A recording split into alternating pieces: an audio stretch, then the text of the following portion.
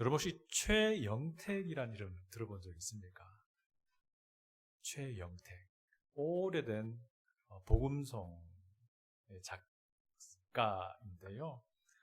이 노래 들어보면 아실 겁니다. 사람을 보며 세상을 볼 땐 만족함이 없었네.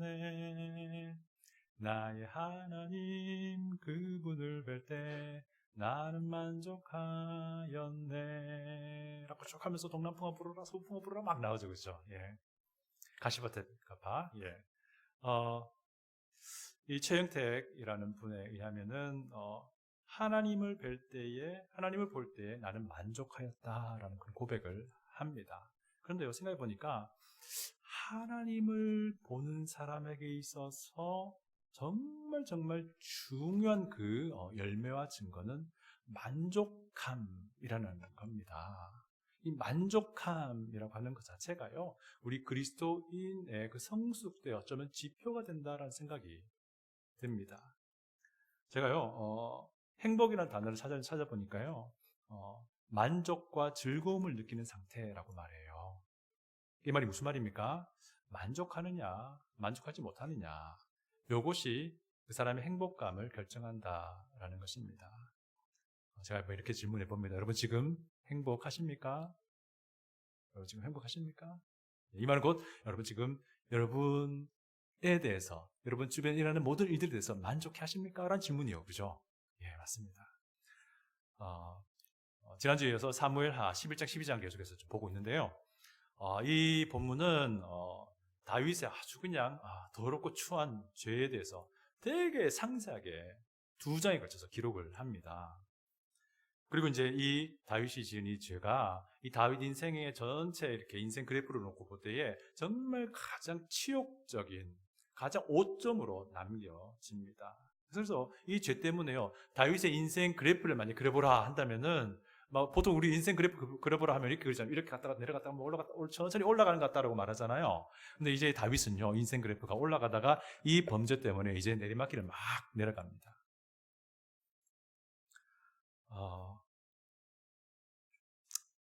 이 전까지는요, 하나님께서 다윗을 정말 아끼시고 보호하시고 사랑하셨어요.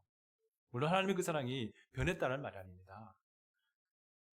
다윗의 범죄 이전까지는 하나님이 양치기 목동 다윗을 세웠잖아요. 그리고 기름 부으시고 사울의 위협 앞에서 정말 놀라운 기적적인 방법으로 보호하셨고요. 한편 그뿐 아니라 오히려 다윗이 쫓기는 입장인데도 불구하고 쫓고 있는 사울보다 더 여유 있는 그런 모습을 보이는 것도 많이 있습니다. 그렇죠? 결국 이제 하나님이 다윗을 왕이라는 높은 영광의 자리에 앉혀 놓으십니다. 그런데 오늘 이제 본문 11장, 12장에서 언급되는 이 다윗의 죄 때문에요, 다윗은 진짜 그때부터는 그냥 고통, 고난, 수치스러움의 연속이 이어져요. 여러분 집에 가셔서 시간 되시면요, 사무엘하 13장부터 20장 읽어보세요. 이렇게 길게 할애된 장에 뭐가 있냐면요, 다윗의 아들 압살롬에 의해 일어난 반역 사건 때문에 겪게 되는 다윗의 고난과 고초와 수치스러움이 계속 이어집니다. 너무 심하지 않습니까? 얼마나 길게 사무엘하 저자는 하나님께서 이 저자를 통해서 13장부터 20장까지 거쳐서 그 고난을 이야기를 합니다. 생각해 보니까요, 이 다윗의 인생에 있어서 오늘 이 사무엘하 12장 13장에 나온 이 범죄가 굉장히 중차대한 그 무언가라고 하는 것을 우리가 알 수 있습니다. 우리가 알고 있는 다윗의 범죄가 뭐예요? 간음, 그리고 거짓, 그죠? 그리고 또 뭐가 있습니까? 살인도 아주 치사하게 살인 교사, 그죠? 뭐 이런 죄인데, 생각해 보니까요, 이 13장부터 20장까지 계속해서 다윗의 인생에 내리막길 막 내려가고 막 수치스러움이 막 연속이 되는 그걸 보면서, 혹시 이 다윗이 지었던 이 죄, 우리가 알고 있는 이 3가지 죄 이면에 또 다른 뭔가 있지 않는가, 이런 의혹을 가지게 하기도 합니다. 이 사무엘하를 쭉 읽어보면요, 독자로서. 사실 다윗은요, 이 사무엘하 12장, 11장, 12장을 통해서요, 하나님께로부터 자신의 이 죄와 관련해서 굉장히 중요한 뭔가를 배웁니다. 여러분, 우리가 본문 읽었잖아요. 본문 읽었는데 이 후반부 보시면 어떤 내용이 나옵니까? 다윗이 좀 이상한 행동을 하죠, 그죠? 그 내용이 뭐냐면요, 밧세바가 이제 아이를 출산을 이제 했습니다. 근데 하나님께서 이 아이가 죽게 된다 그랬잖아요. 다윗의 이 범죄 때문에. 그래서 아이가 이제 병에 걸립니다. 그래서 다윗이 어떻게 합니까? 아버지로서 이 아이 생명을 구해달라고 바짝 엎드려 하나님께 기도합니다. 음식도 먹지 않고요. 그런데 이 아이가 죽었다는 소식을 듣고 나서 자기가 언제 그랬냐는 듯이 막 일어납니다. 그리고는 목욕하고요, 몸에 기름 바르고 옷도 새롭게 갈아입습니다. 이 행동이 무엇을 말합니까? 나는 이제 정상적인 삶의 패턴으로 돌아간다, 이런 사인이거든요. 근데 좀 이상하잖아요. 보통 사람이면 어떻습니까? 아이를 죽었다 그러면 그때부터 더 심하게 통곡하고 울고 바짝 그렇게 하는 게 정상이지 않을까요? 부모니까. 그런데 다윗은 이상해요. 그렇게 하지 않습니다. 평소에 사람이 하지 않던 일하면은 뭔가 큰 내면에 변화가 있다는 뜻이에요. 그죠?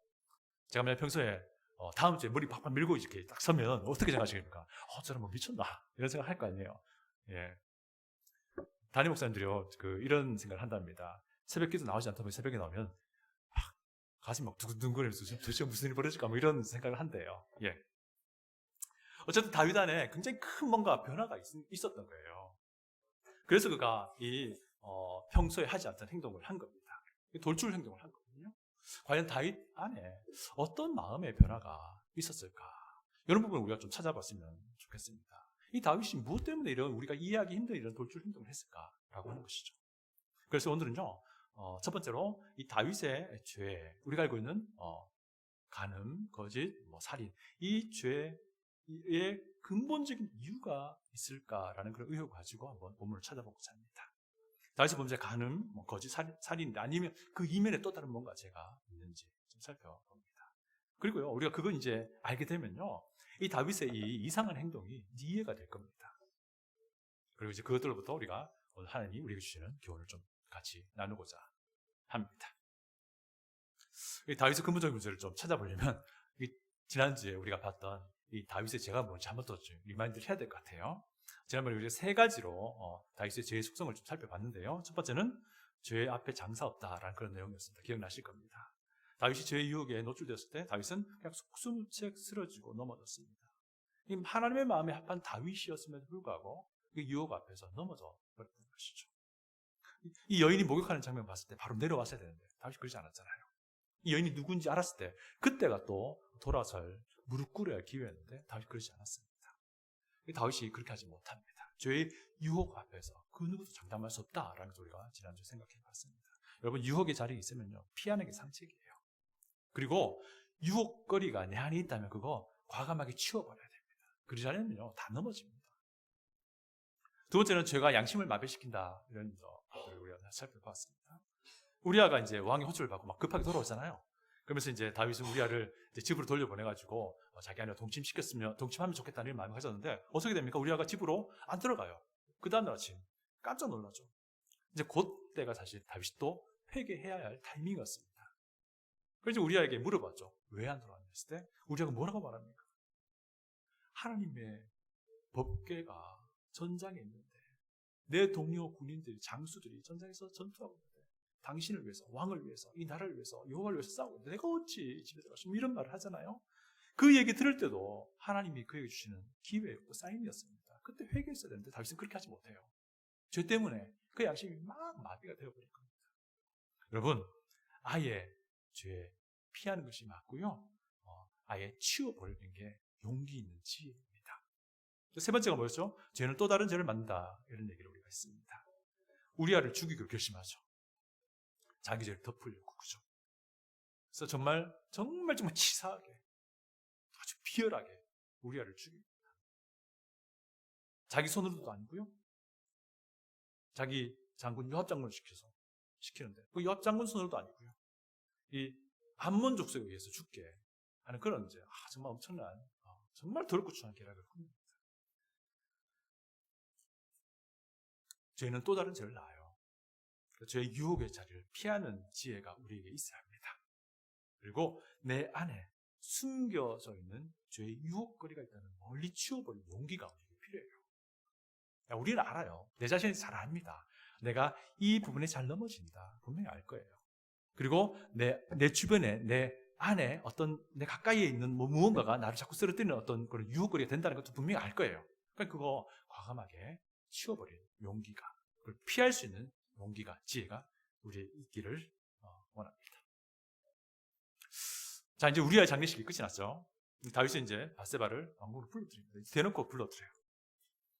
그리고 이제 자기의 다른 아내로, 자기의 또 다른 아내로 삼지요. 다윗이 다른 사람의 아내를 빼앗아서 자기의 또 다른 아내로 삼는 그런 이야기입니다. 우리가 이렇게 말할 수 있습니다. 나는 가늠하지 않았어요. 네. 나는 비열하고 치사한 그런 거짓 계략 해본 적 없어요. 나는 다른 사람 거 거짓으로 빼앗아 본 적 없고요. 나는 다른 사람 살인한 적 없어요. 분명히 말할 수 있습니다. 근데 오늘 우리가 보기 원하는 것은요, 이 다윗의 이 눈에 드러난 누구라도 알 수 있는 이 죄 이면에 또 다른 죄가 있다는 사실이에요. 그 죄가 무엇인지 좀 살펴봅니다. 자, 모든 상황이 이제 다윗에게 유리하게 진행이 되죠. 백성들이 이렇게 알려집니다.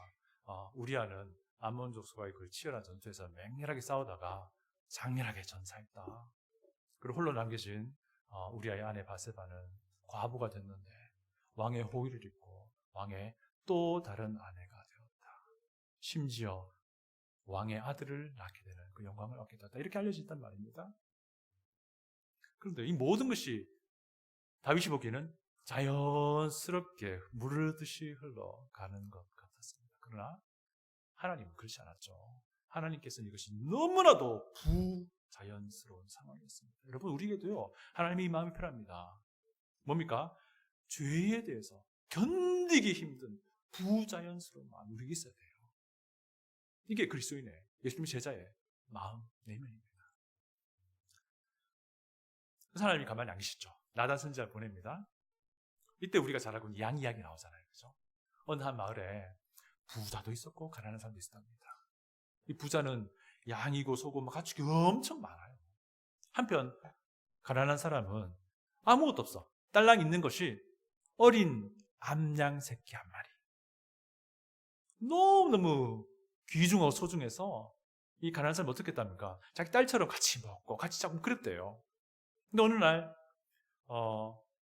부자에게 손님이 옵니다. 근데 부자 당연히 손님을 이제 대접해야 되니까 그 많고 많은 자기 양, 자기 소 놔두고 가난한 사람의 그 딸과 같이 여기는 양을 빼앗아 버렸다는 겁니다. 그리고 그것으로 이제 잡아 대접했다는 거예요. 이거 뭐 말도 안 되는 소리잖아요. 이야기를 쭉 하고 있으니까 다윗이 막 화가 치밀어 올 겁니다. 그래서 이 말합니다. 그 사람은 반드시 죽어야 합니다. 이렇게 나단 선지자에게 얘기해요. 그리고 잠시 침묵이 흐릅니다. 그 다윗은요, 율법의 조항 하나를 생각합니다.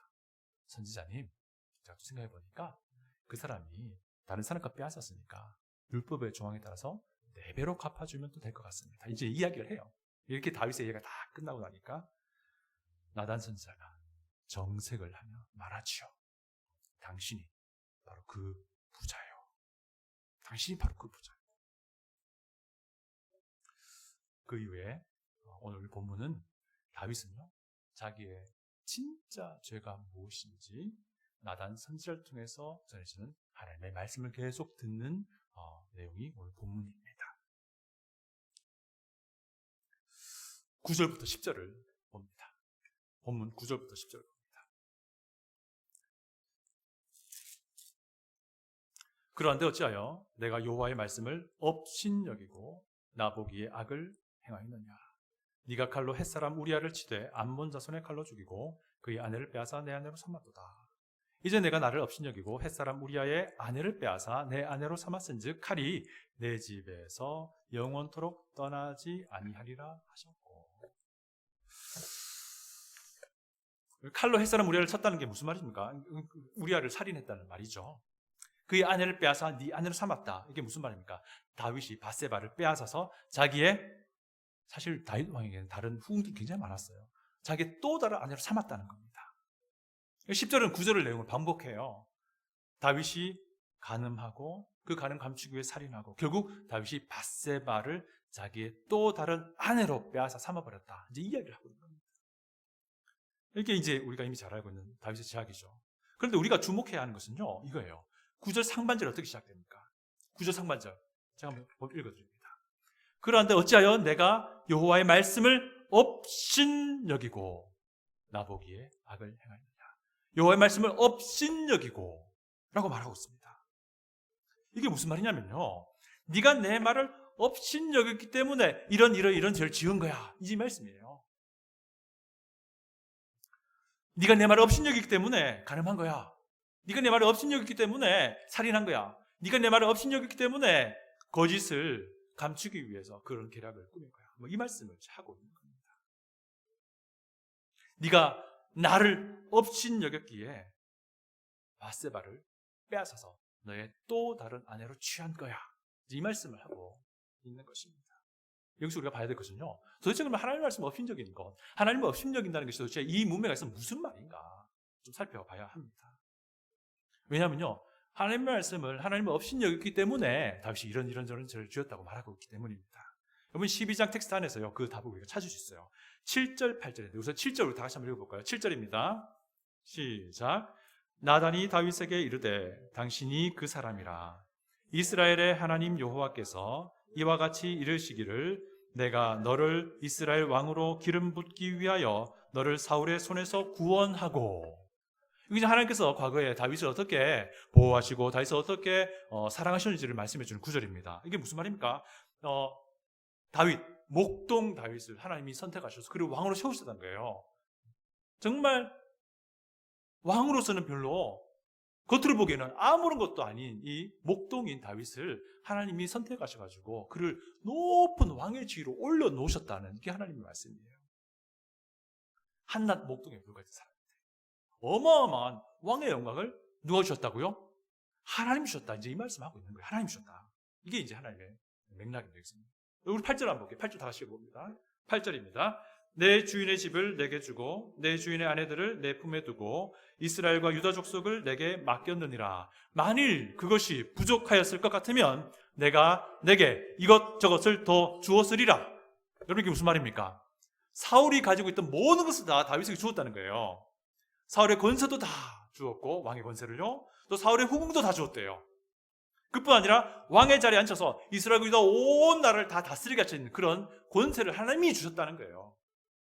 근데 하반절에 이 말씀이 있어요. 만일 그것이 부족하였을 것 같으면 내가 너에게 이것저것을 더 주었으리라. 이게 무슨 의미일까요?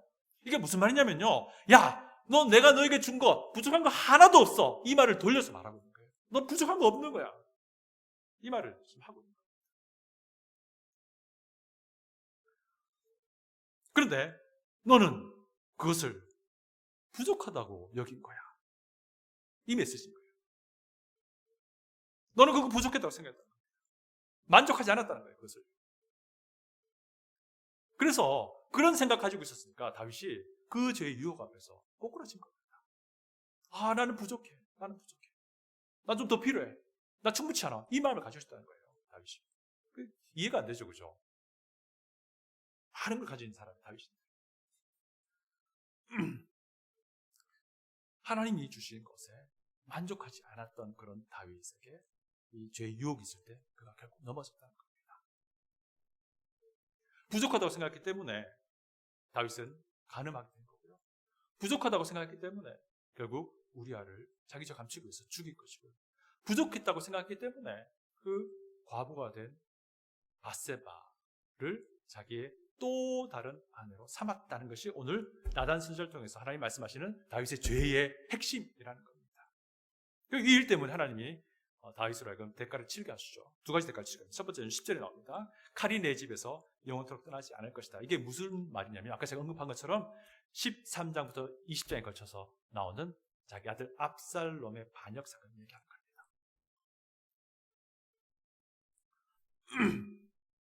하나님 없인 여겼던 이 죄로 말미암아 다윗의 인생에 이제 계속 내리막길을 걸어가게 된다는 것이죠.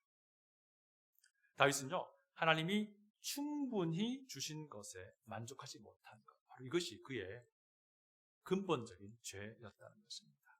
그래서 다윗이 어떻게 한 겁니까? 하나님이 다윗에게 허락하지 않은 것, 그것에 눈을 돌린 거라는 겁니다. 여러분, 행복한 사람은요, 자기에게 있는 것을 봅니다. 그죠? 그런데요, 행복하지 않은 사람은요, 자기에게 없는 걸 봐요. 그렇겠죠, 그죠? 네. 그런데요, 믿음의 사람은요, 자기에게 있는 것이 하나님이 나에게 은혜로 주신 것이다 라고 믿어요. 믿음의 사람은요, 나에게 없는 것도요, 하나님이 은혜로 나에게 안 주신 것이다 라고 믿어요. 더 나아가서요, 믿음의 사람은요, 나에게 있었는데 지금은 없어진 것, 그것도요, 하나님이 은혜로 내게서 가져가신 것이다 라고 믿어요. 다윗은요, 이 자신의 이면에 감춰졌던 바로 이 죄를 나단 선지자를 통해서 듣고 깨닫게 된 거예요. 하나님이 자기에게 베푼 것이 충분한데 만족하지 못했다 라고 하는 것을 다윗이 배운 겁니다. 하나님께서 자기에게 베풀어 주신 충분한 것이 하나님의 은혜로 여겨지지 않을 때에 이 다윗과 같은 그런 이상한 범죄를 우리가 저지르게 되는 겁니다. 이렇게 생각하고 나니까 오늘 본문에서 다윗이 보여준 돌출 행동이 이해가 되실 거예요. 하나님이 주신 것에 만족하지 않아서 그래서 범죄를 저질렀던 다윗에게 내려진 두 번째 대가가 무엇이었죠? 곧 태어날 아이가 병들어 죽는다는 것이었어요. 아이가 태어났지만 곧 죽을 병에 이제 걸리게 되죠. 다윗은 아버지의 마음으로 바짝 엎드려 기도합니다. 좀 살려주세요. 여기까지 이해가 됩니다. 그죠? 금식도 하고 기도하는데, 근데 그 모습이 어찌나 슬펐던지요. 옆에 있던 신하들이 걱정하기 시작했어요. 이대로 두면 우리 왕이 굶어 죽을 수도 있겠다 생각이 들은 거죠. 그래서 이렇게 살려고 하니까 왕이 뭐라고 합니까? 아니, 괜찮다. 나 그대로 있을 거다. 식사 좀 하시라 하니까 아니다. 싫다. 안 먹을 거다. 기도할 거다. 라고 합니다. 그래도 어떻게 됩니까, 결국? 하나님 말씀하신 대로 이 아이가 죽어요. 죽습니다. 근데 신하들이 또 고민이 생겨요. 이 다윗 왕에게 이걸 얘기를 못 해주겠는 거예요. 혹시 불똥 튈까봐. 자기들끼리 소곤소곤거리니까 다윗이 눈치채죠. 그래서 물어봅니다. 아이가 죽었냐? 네, 죽었습니다. 20절로 다 같이 봅니다. 20절입니다. 시작. 다윗이 땅에서 일어나 몸을 씻고 기름을 바르고 의복을 갈아입고 여호와의 전에 들어가서 경배하고 왕궁으로 돌아와 명령하여 음식을 그 앞에 차리게 하고 먹은지라. 다윗이 이제 바닥에서 일어난 거예요. 목욕도 합니다. 기름도 바르고요. 새 옷도 갈아입습니다. 나는 이제 정상적인 생활로 돌아갈 거야. 이 사인입니다. 그러고 나서 성전에 가서 하나님께 먼저 경배를 드리고요. 자기 왕궁으로 돌아와서 이제 정상적인 왕의 업무를 이제 진행하는 겁니다. 이제 배고프니까 밥도 먹고요. 근데 우리가 보기에도 참 좀 이해가 안 되잖아요. 근데 그 당시에 신하들도 이해가 안 된 거예요. 그래서 물어봅니다. 왕이시 어찌 이렇게 행동하십니까? 하니까 그때 다윗이 이렇게 대답하죠. 22절을 보면요. 제가 읽어드리겠습니다.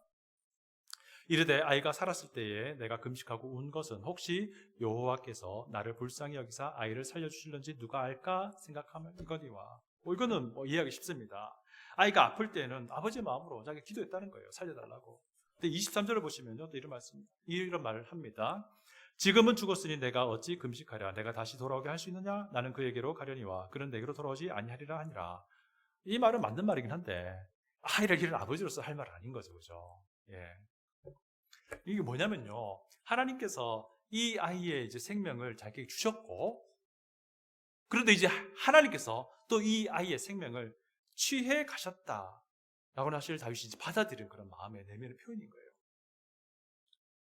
베푸신 하나님이 취해 가시기도 하는 것이 전적으로 하나님의 은혜이다라고 하는 것을 다윗이 받아들인 거예요. 그런 믿음의 표현인 겁니다. 그래서 이 돌출 행동으로 드러나는 것이죠. 여러분, 생명을 주시는 분도 하나님이시고 거두어 가신 것도 하나님이시다. 내게 주신 것도 하나님이시고 거두어 가신 것도 하나님이시다. 이 믿음을 다윗이 배운 거예요. 다윗이 이 나단 선지자 중에서 하나님 말씀하실 때 이거 배운 겁니다. 내가 간음죄를 지었던 그 근본적인 문제가, 내가 살인죄를 지었던 그 근본적인 문제가, 그 이면에 있었던 근본적인 문제가, 내가 밧세바를 빼앗아 나의 또 다른 아내로 삼은 그 근본적인 문제가 하나님이 내게 은혜를 베푸셨던 것을 만족해 하지 않았다. 그것이 다윗 안에 있었던 문제였던 겁니다.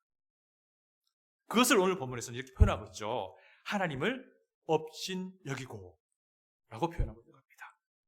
바로 그 때문에 다윗은 우리가 읽어봐도 정말 경악할 만한 더럽추한 범죄를 저지른 겁니다. 이렇게 알고 나니까 다윗의 이 행동이 어느 정도 이해가 됩니다. 사랑하는 성도 여러분, 우리는 어떻습니까? 우리도 얼마나 자주 만족해하지 못하는지 몰라요. 난 이것도 없고 저것도 없고 난 이거 하고 싶은데 못하고 할 수 없고 뭐 이런 생각 많이 해요. 근데 심지어 이것 때문에 엄청 괴로워하기도 합니다. 심지어 막 단전에서도 분노가 끓을 때도 있습니다. 여러분, 우리가요 하나님의 은혜로 주신 것에 만족하지 못하면요 다윗보다 더 추한 죄를 짓게 될 겁니다. 저는 이게 너무 두렵습니다. 오늘 말씀 좀 정리하고자 합니다. 행복한 사람은 자기에게 있는 거 봅니다. 불행한 사람은 자기에게 없는 거 봐요. 뭐 여기까지는 누구라도 다 아는 세상의 이치입니다. 여러분, 어떤 부류에 속합니까? 내게 있는 거 봅니까? 아니면 내게 없는 거 봅니까? 내게 있는 걸 볼 수 있는 사람이 되면 좋겠어요. 그런데요, 우리 믿음의 사람 여기부터 한 걸음 더 나아갑니다. 무엇입니까? 예수님의 제자는요, 내가 가지고 있는 것이 하나님이 은혜로 주신 것이다 라고 믿는 거예요. 우리 예수님의 제자, 믿음의 사람들은요, 내가 가지고 있지 않은 것도 하나님께서 은혜로 내게 안 주신 것, 하나님 은혜로 내게 안 주신 것이라고 믿는 거예요. 또 더 나아가 예수님 제자는요, 내게 있었는데 나 더 갖고 싶은데 없어지게 된 것, 뺏겨버린 것, 사라진 것, 이것조차도 하나님께서 은혜로 내게 주셨다가 하나님께서 은혜로 내게서 취해 가신 것이라고 믿는 겁니다. 사랑하는 여러분, 예수님의 제자로 세워지길 원하시는 여러분, 마지막 이 질문을 드리면서 이걸 설교를 마칩니다. 혹시 지금 내가 하나님을 업신 여기고 있지는 않는지요? 다 같이 기도하겠습니다.